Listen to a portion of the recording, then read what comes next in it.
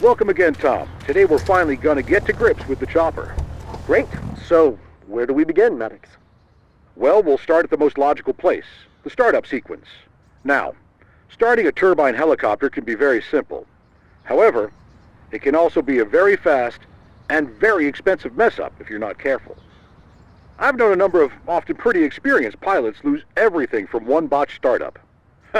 And no, your pop isn't included in that number, Tom. All right, let's get to it. The startup sequence varies with every helicopter. You might want to make notes or find some method of remembering these basic procedures. In general, we should proceed as follows.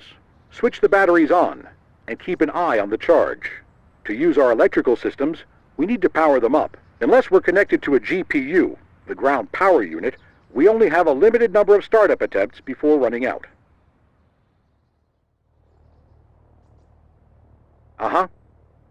Switching the systems on. Hold the starter to turn on the engine. This will use the electrical power unit to start raising the engine's RPMs. We need to do this to prevent what's known as a hot start. Controls can be in front, to the sides, and even above you. Holding the starter. Verify that the engine has reached at least 12%. RPM at 12%. Okay, now roll the throttle to flat idle. Here, we're introducing fuel.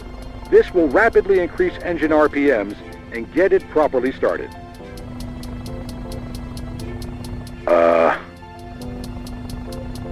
Good. Rolling the throttle to idle. Wait for the engine to reach approximately 65%. Engine at 65%. Okay, release the starter.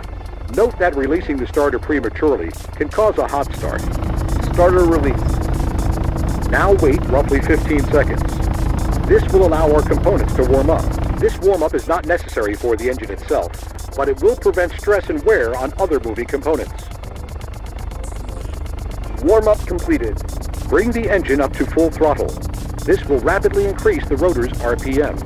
Consult the center panel to monitor the RPM. Throttle to full. Wait until the engine reaches its max RPM.